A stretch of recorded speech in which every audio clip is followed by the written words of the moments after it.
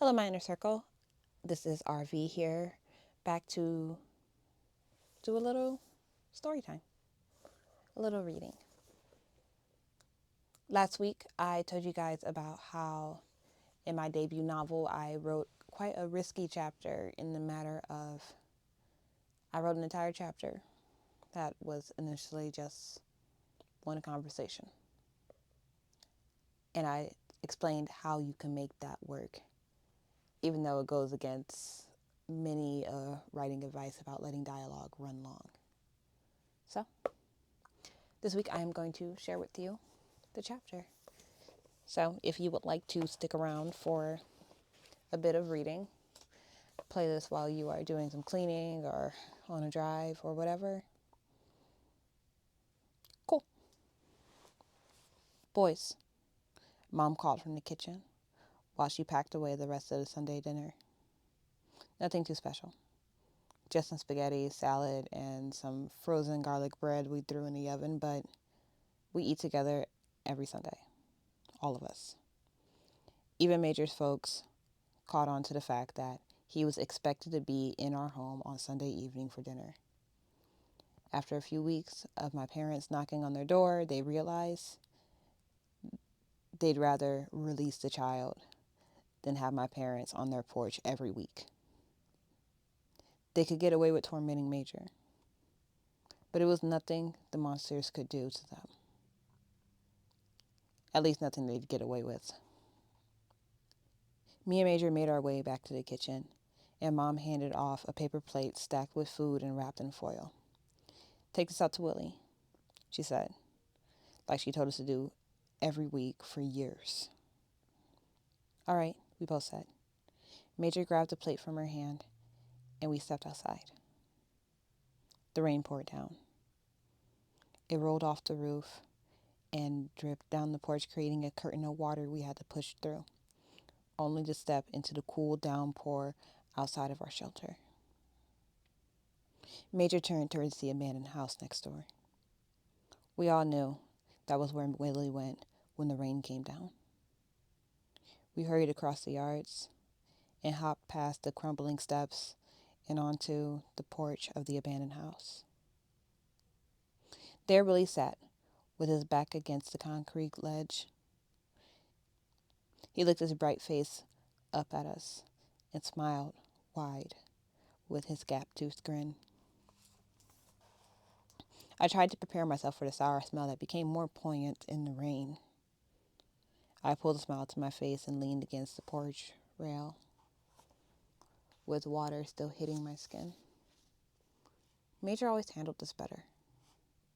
Old Man Willie had always been there, watching over me and Major as we ran about the block as kids, warning us of the dangers of the world as we grew. He never seemed like anything less than a good person. So every Sunday, we'd bring him a plate and stay for a small talk. "Hey," he smiled up at us. He sat up taller. "If it isn't the hell runner himself." "What?" Major laughed, handing him the plate. Willie snatched off the foil. "Not you. The other one. Dante's Inferno." "My what?" I asked now. He shook his head. "Don't those teachers teach y'all nothing?" His head cocked dramatically to one side. His spotted face twisted as he looked at us. Major's laugh filled the heavy air. "Nah, not really. They think we all dumb." He stabbed his fork into his food, getting a mix of salad and spaghetti. "Well, I don't know about the rest, but you boys ain't no fools. Y'all need to read more." "All right," I nodded. "So what's this Dante's Inferno about?" "Sinners." He spat. The word left his mouth with a harsh push that made even Major's smile waver. Their punishments for what they've done.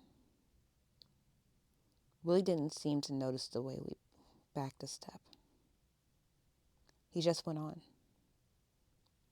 "That book scared the hell out of me."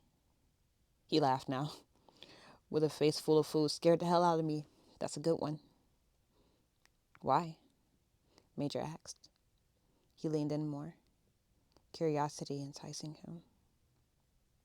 I was sure I was going to drift in that second circle of hell in lonely misery for all eternity. He laughed again, this time louder, food spattering from his mouth. I guess they got me after all. Major stayed in his curiosity. His eyes narrowed a bit as he asked, "How did you end up out here anyway?" "I was a sinner." He let roll from his tongue with ease this time. This was something he accepted. This was something he accepted. An acceptance that wasn't easy for him. His head dipped down into his sauced-up plate.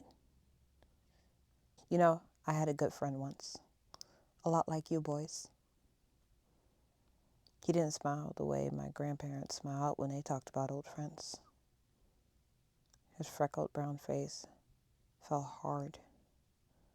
Only a flicker of softness sat in his lightened eyes. Even I leaned forward then. If he and his friend were as close as me and Major, then how could he be here? I'd never let Major fall into a life of homelessness. He'd never let me do the same. The old man went into the story. We did everything together back then. Every day, we were with each other, and every year, we seemed to grow closer. My eyes flicked over to Major. He watched Willie. Intently, he listened. Intently, he listened to his tale. With a locked jaw, he had the same questions I had. Then, when we turned about your age, people started to have a problem with it. Willie sighed. Said we were too close. Said it was unnatural. So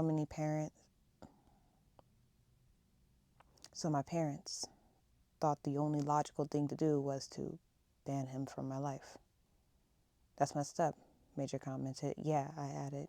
"It's not like y'all was doing anything wrong. Y'all was just friends." A single chuckle puffed out of Willie. "Just friends." Yep. That was the lie we told ourselves.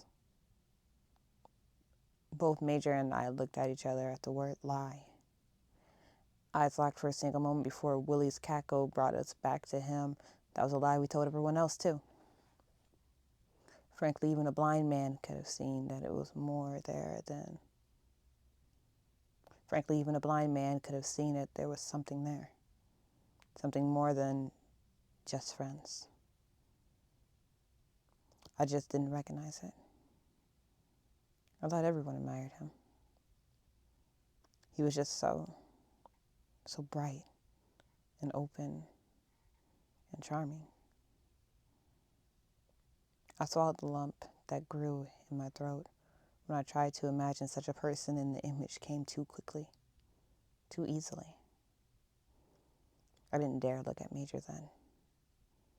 But when his soft chuckle rang, I couldn't help but to steal a glance, to see the warm smile that sat on his face as he looked down at Willie. He was the most beautiful person I ever met. Willie coughed, and my attention snapped back to him. It was one of those fake coughs that people gave when they noticed that someone had drifted. I straightened up, hands clasped on my back, eyes forward. I'd been caught looking a moment too long. And my heart skipped a beat when I realized how untimely the glance was. Willie must have been getting all sorts of ideas comparing us to him, but no. It was no lie when we said we were friends. He shook his head and laughed as the wind whipped water onto the porch. I let the water hit the side of my face. I refused to turn and look at Major again. Willie went on. So his parents and my parents agreed that we wouldn't see each other. And of course I missed him. My world just felt so less colorful when he wasn't there. Maybe 4 days went by and that missing turned to longing. By the 5th day, he had realized my parents' flaw in their plan. What was that? Major asked. Willie laughed. His smile turned wide and bright. I had a first-floor bedroom. Major pushed out a laugh that almost made me slip, almost took my gaze to watch the way his smile sat so pure. Yeah.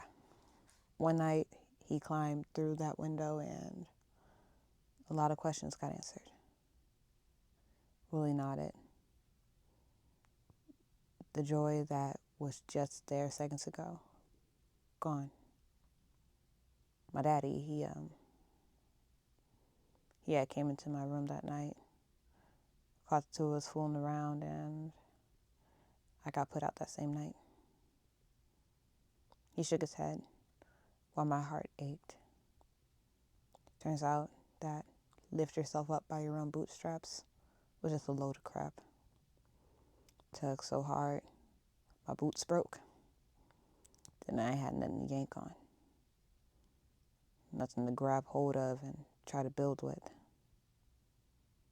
Turns out, this world we got here, it ain't designed for people with nothing to get shit. Didn't take long to figure that one out. And what happened to the other guy? I couldn't help but to ask, wondering if one thing that seemed so right to them had the power to destroy 2 lives. He ran to the church, he spat. Said I had corrupted him, that I was the devil. He earned his forgiveness and went back in his family's arms in no time.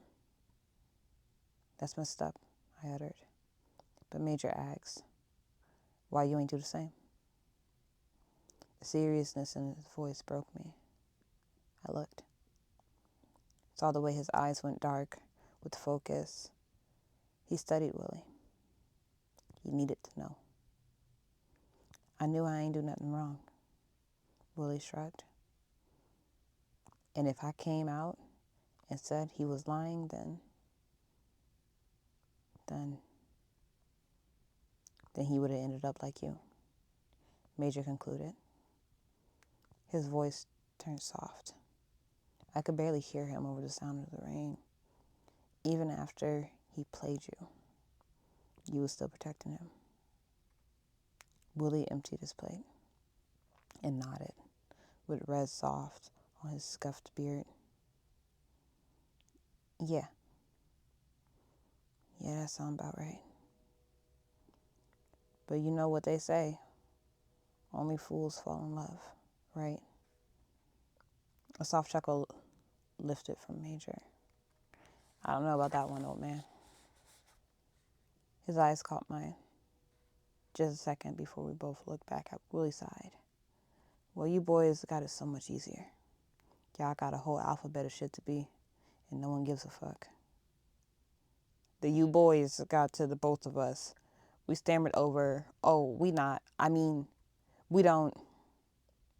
We both juggled half explanations while trying to find balance in the way we smiled when we looked at each other. Maybe smiled at the idea.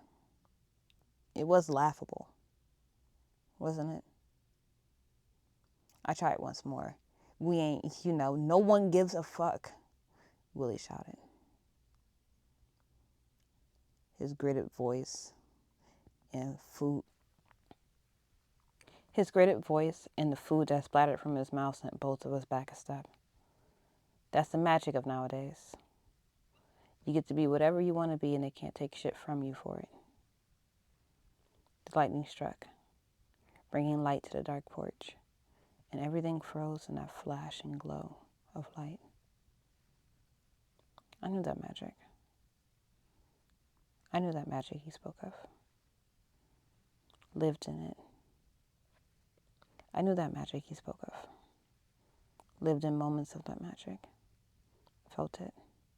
Breathed it in and laughed it out. The world was always telling us what to be. Telling us to grow up, to focus more on the bad parts, to seek fun and escapism, like the rest of the miserable world. That magic lived in moments with Major. Moments when we ran for no reason, like children, looking for joy in just a change of pace. Me and Major, we didn't want much. We just wanted to be young for as long as we could. And we did just that. We were just as we wanted to be. And we prayed no one would take that away from us.